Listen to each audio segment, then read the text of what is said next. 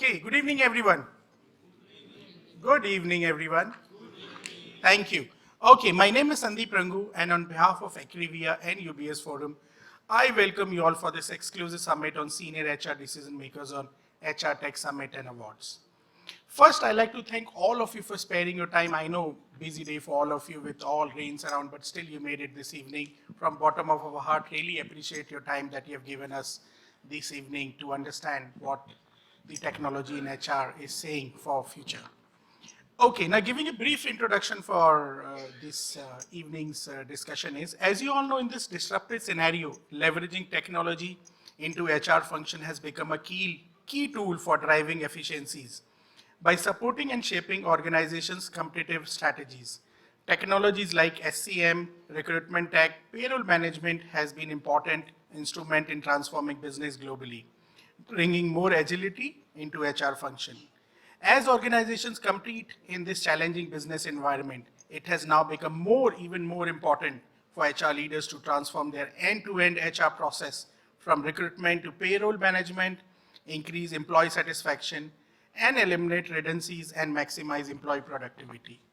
Today, at this evening, we will understand how you can accelerate your continuous transformation journey by building an effective and agile HR portfolio, which will minimize time, eliminate cost, and ultimately help boost business productivity. Also, towards the end, we will have HR Tech Leadership Tech Awards. We will recognize our HR leaders for the achievement into this space. And to set the context, first I'd like to invite the keynote for today evening, and that is Sanjay Kumar, who's the Chief Human Resource Officer with Apar Industries Limited. To give you a background, as I said, he's the Chief Human Resources with Apar Industries. He's also responsible for organization's strategic plan for design, execution of the company, as well as a business unit strategies. Apart from being a speaker at various HR forums and webinars, he has been a panelist on various TV shows along with top industry leaders.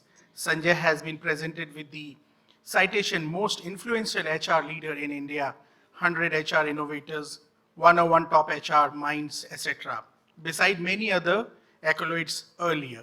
Prior to Apar, Sanjay worked with Fino Payments Bank as Chief Human Resource Officer, EXL India, Europe and Philippines as Vice President HR. Sanjay has also worked with Reliance Communication as National Head Talent Acquisition. Can we welcome Sanjay with a big round of applause, please? Thank you, Sandeep, for your kind words. Good evening. Yeah, I think the excitement is still less. Good evening. Great.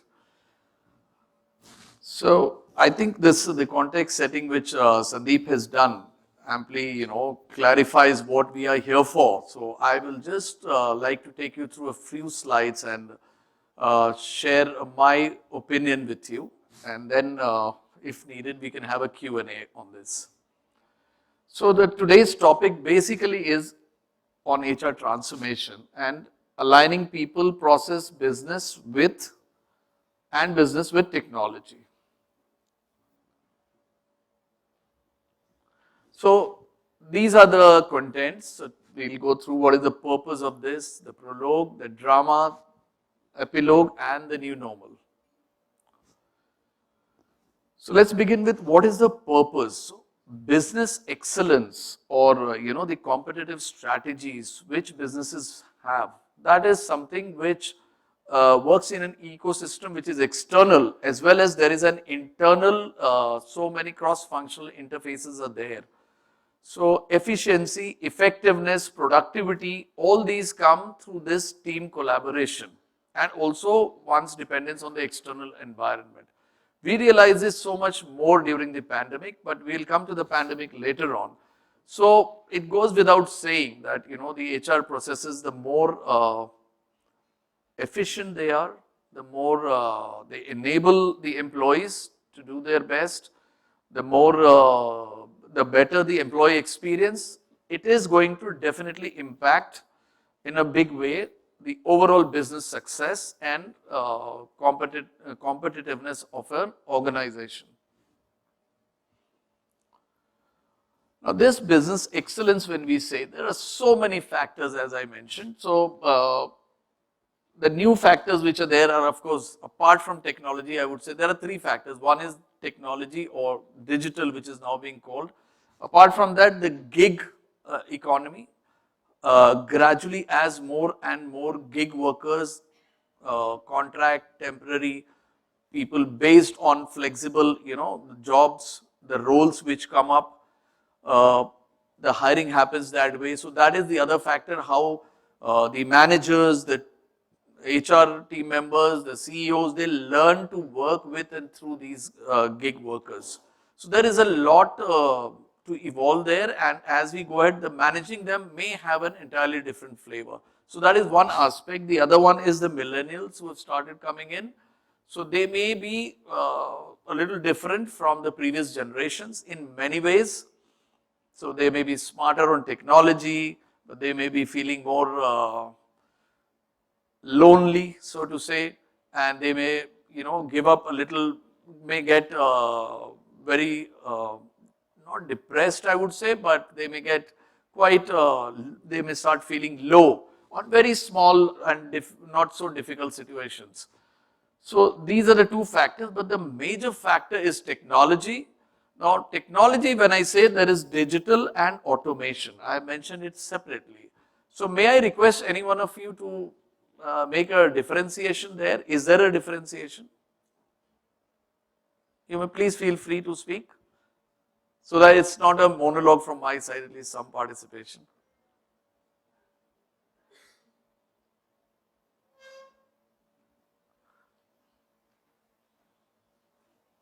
Okay.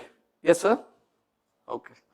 So basically automation is something which we have already been doing, the automation of the processes. HRMS has been there for a long time, but it has evolved, and now it is so much swifter, better, more encompassing, all encompassing, and the self-service portals, they are so much more helpful.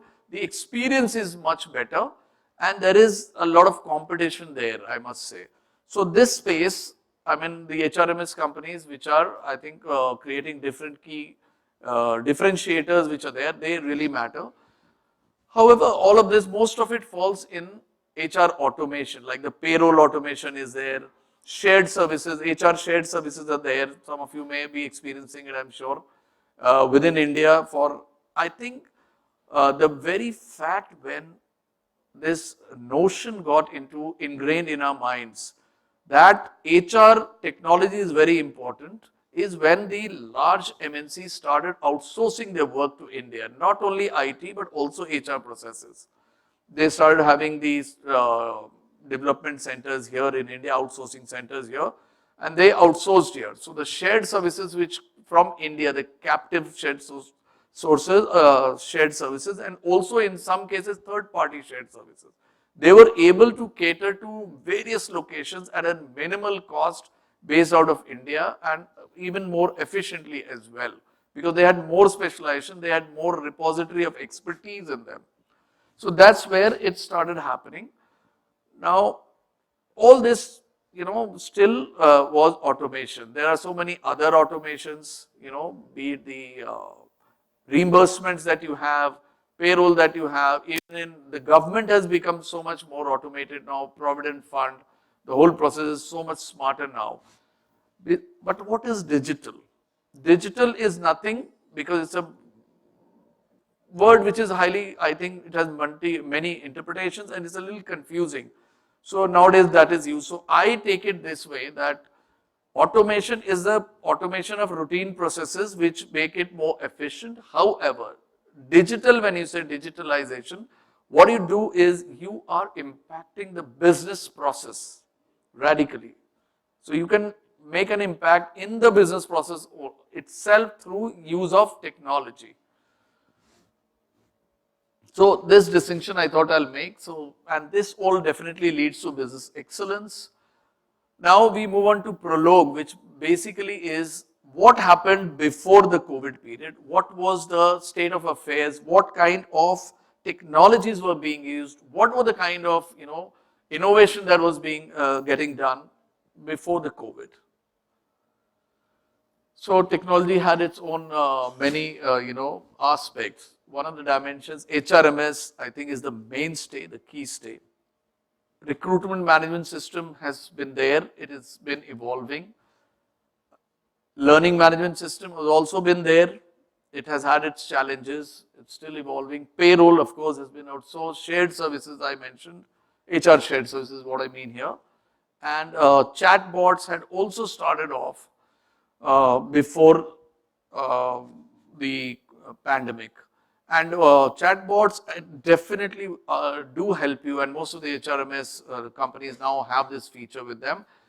The touch points are increased, exponentially when you can really, because there is a small HR team in most of the companies, and you can really have access to a large number of employees through the bots. So definitely that touch point and the employee experience improves, and they can be interactive. There is, they are intelligent, they are learning these bots, but there is time to go, so it will happen gradually, but they are interactive today as well. Now, artificial intelligence is the other area which was happening in HR.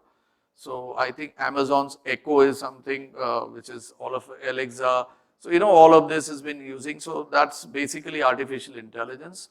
So it started off with a VLOOKUP kind of a thing where you had a list of things, a table of definitions, and then you had the list of the names of the terms. So the matching is very easy. Whatever you want, you tell and you get it. So till that, it has evolved before the pandemic itself. However, artificial intelligence works basically on the data that you have. The databases that today we have based on HR analytics, I would say, is not really evolved much, and it is recorded, it is tabulated, it is classified, it is analyzed, but there are severe limitations to the data on employee behavior, the early warning signals on attrition, and the other aspects. That is gradually getting compiled, but the companies who have really been able to move faster on AI and ML, machine learning, are the companies which have this HR analytics in place, which have a lot of data on the candidates, the interviews that have happened, the reasons why the candidates were rejected, stuff like that. So I think the base is our own data, because the software learns on that data and then makes it faster. It can move faster than human beings. But if it does not have the behaviors to learn from, what is your company's practice? If it is not there, it takes time. So all this has been there before the COVID is the moot point I was making. There has been usage of AR, virtual reality as well as augmented reality, particularly in training. But now I think is the time when it's going to really become a movement over a period of time, because this is really helpful in education, in training. Doctors can, with the help of augmented reality, actually learn while doing a surgery, where exactly they are stuck. Somebody sitting in the US can tell in Mumbai to the surgeon, this is where you should try, this is what you should do, and these are the probable causes of it by seeing the data out there. So these are some of the erstwhile, earlier we would have thought it is magical impacts of technology which can be there, digital which is there. Similarly, the virtual reality some of us are familiar with. I think for training it is very good, for simulation is extremely good, and it is very important for the young leaders who are there, how to get them to experience quickly rather than making mistakes and learning from them. We have simulated situations and conditions and how they can experience it and learn from it, and so they become wiser, and then you don't have to repeat so many years of experience. It can be much faster. So learning that way. Cloud, of course, I think 2008, 9, 10, by 2011 it became a rage, everybody is using cloud.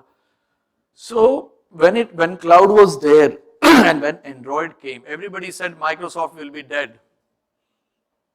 But all those captive servers, so much of real estate space that they were taking, the speed, all that will go away. However, Microsoft, of course, going by its cultural advantage, it adapted very fast and it has its own cloud and it's really alive and kicking.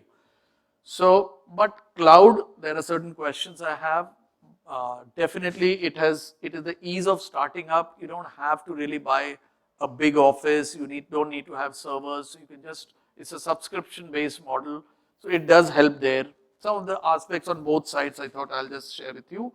Ease of doing business with cloud certainly is there. It is highly scalable and it is subscription-based, at least so to say.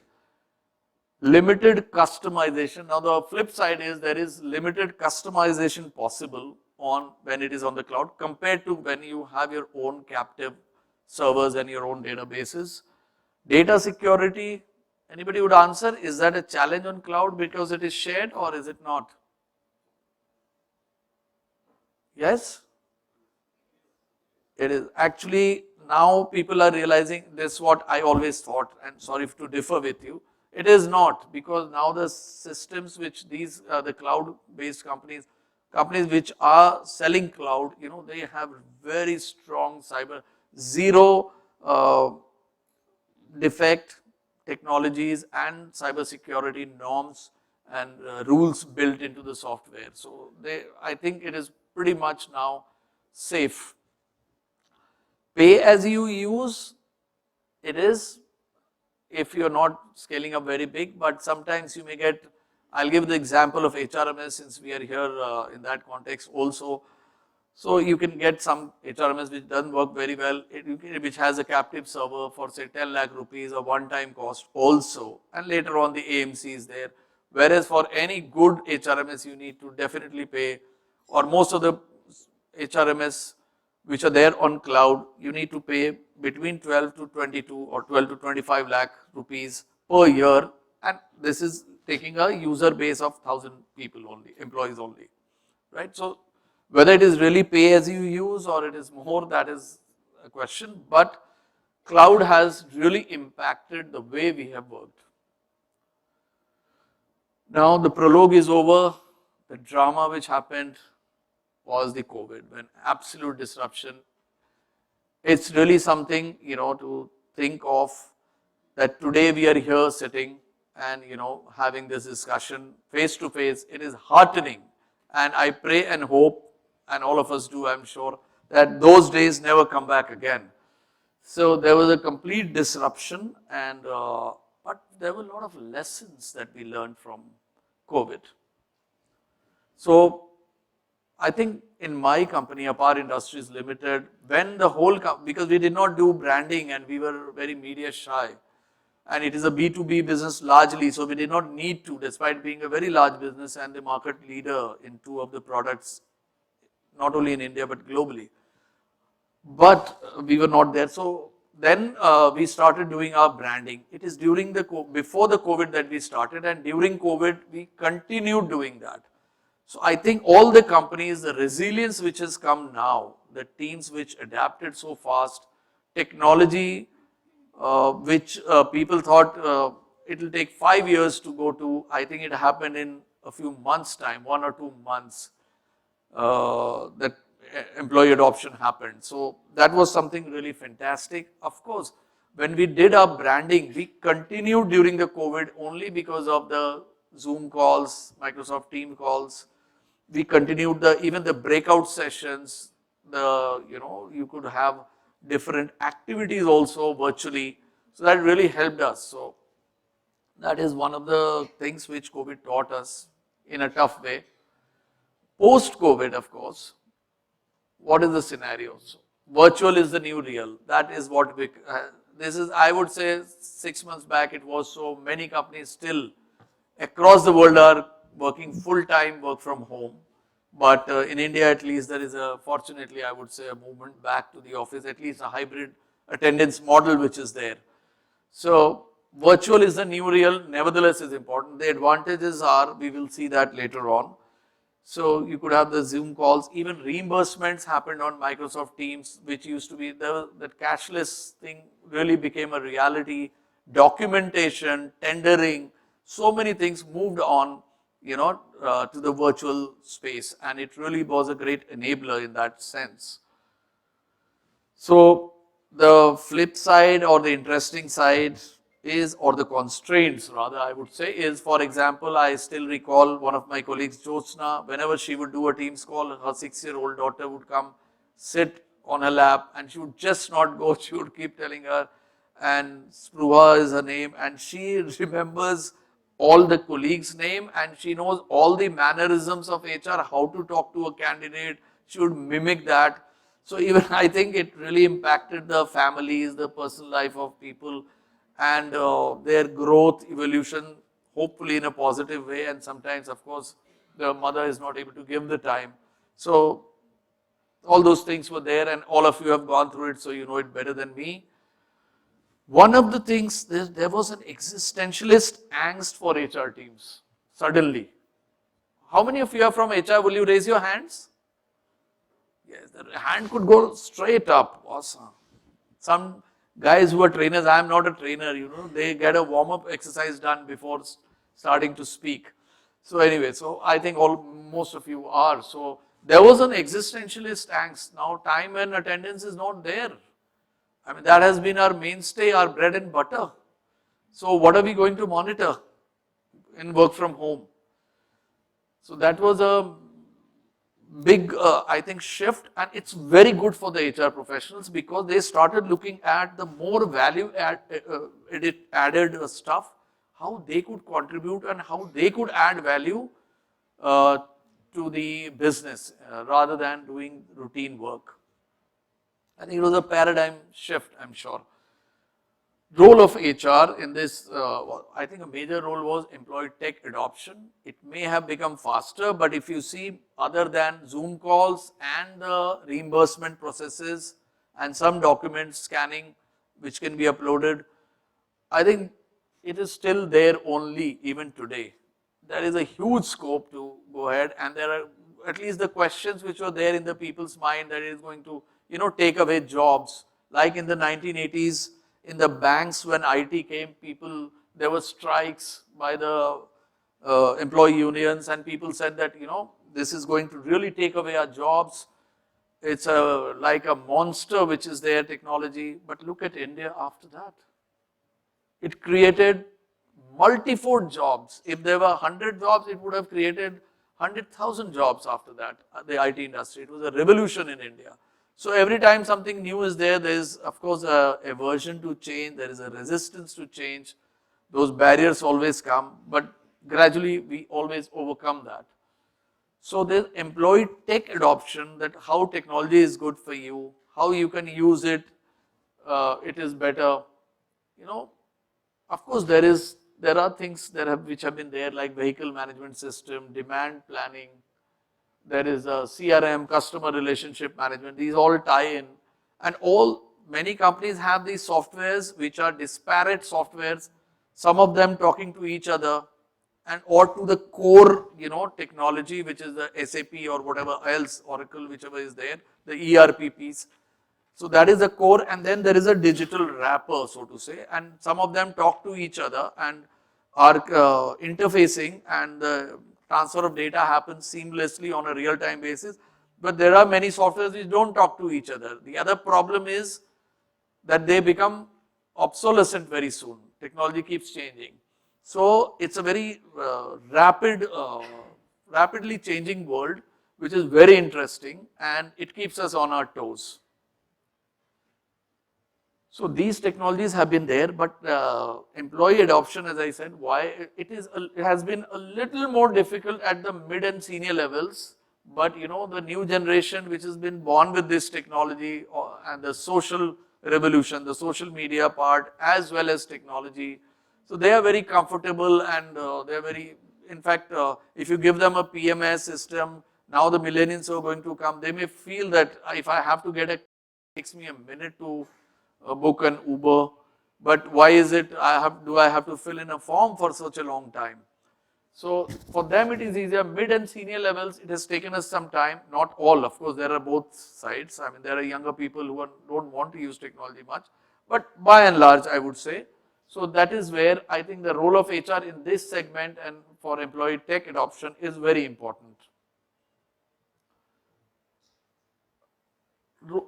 HR must have a very deep business understanding. Only then it will be able to work in tandem with the business processes, the needs, requirements, even the language that they talk with the other peers and the respect they will get, and then only they will share. If they don't understand the terms, not only the financial terms, but also or the ratios, but also the business terms, whichever business they are in.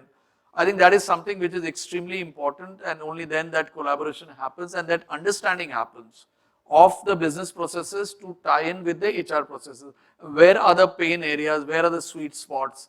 So that's something which is extremely important. And whereas we say all this and emphasize and overemphasize the role of technology, we must not forget HR has the core role of being human. That is something which should not be lost sight of. Business leaders can be very good in Excel, they can be very good in data crunching, number crunching, they can be extremely good maybe on technology on some parts. At the same time, if they have to make a decision on these aspects, they will not need HR. They need HR because it comes with a separate specialization. And till the time HR guys are, if they are coming up with commonsensical solutions, they will not be respected so much and they will not really gel well and they will not earn a seat on the table or on the board. Definitely it is still a little away. HR did come on the center stage of the table, it attained during the pandemic, but if it has to be retained, it has to use those specialized, it has to apply specialized knowledge. It has to do strategic manpower planning based on what business needs, and on a dynamic basis, and what is there, what are the skill sets, competencies, what are the movements which have to happen, what are the promotions, all that data and this analysis of it, and then based on that, it should not stop at analysis which is inside, but be strategic in the sense of recommending the change to the business leaders. They will fall in love, and that's when the business excellence will happen. So the role of employee advocate is extremely important. Empathy, emotional intelligence. To quote from the recent article from the Harvard Business Review, leaders are no longer only expected to be very strong operationally and financially, but also they must have a very high EQ, emotional quotient. They must be very good in social skills, people skills. But not only people skills, the other side is also there. This is for the HR guys. We should remember operationally and financially strong. So we should never lose sight of the understanding of people, psychology. I'll come to it in the next slides, I think. Till then, what are the aspects of HR which are there on the HRMS and outside, and also data seamlessly flowing out of the HRMS and interacting with the core system as well. Trainings, I think, due to the virtual medium have really been extremely good. Location is no longer a challenge. One could be anywhere. There could be people in different locations sitting in one training. The challenge is span of attention. I think beyond 2 hours, the really, attention span becomes a bit of a challenge. But at least for shorter sessions, it is really highly effective. We have had so many town halls in Apar, in my company, which we never had, where all the employees were there listening to the CEOs, listening to HR. So that's something which is a great enabler. Even training, hiring, all of you have done it, I'm sure, so I don't want to spend time on that. And onboarding virtually, reskilling and upskilling. What is very interesting is mentoring, virtual mentoring. So this is, I had started this with my team, some of the members are here with me. So we had discussed that let's try to create software on this, on mentoring, and we then will get funding from our promoters, and the HR team gets into a revenue stream as well, over and above of course the HR role. So it was very interesting, but then pandemic happened, we did the mentoring that time on the Teams calls and the Zoom calls, but we ran it on the Excel sheet. But suddenly I realized there was a company, Intercell, and there would be so many more coming in, but I am aware of only one, and we are using it extensively. It's very good. So they have this software, this platform where, the mentoring piece happens, and it's very, very effective. Now, HR analytics I've spoken about, artificial intelligence, machine learning. Machine learning has a beauty that in training, you could understand the different levels of receptivity of the different participants, and training could be, the trainer could fashion the training based on that for different individuals. Work from home, of course, the productivity check which is there, that is one challenge which is there. I'll just take 2 more minutes. Yeah. That is a big challenge, and cyber security. Now that is the other thing, whereas we are talking about technology, these are the things we have to keep in mind. There have been employees who have done 2 jobs, particularly in IT, they figured out, and that has been a big challenge. What is the new normal? Tech usage, role of HR. As I mentioned that time, more value added. HR goes back to, it is restored its natural habitat. Because technology can be impersonal, there could be more sense of alienation. The role of HR becomes more and more from the psychological understanding, which was always a forte, to understand more the study of the human mind and of the employees. Based on that, counseling, mental wellness is something which is very important, especially for the younger people. That is it for me. Thank you. Thank you, sir, for your time and presentation. Really appreciate, sir. Thank you. Thank you for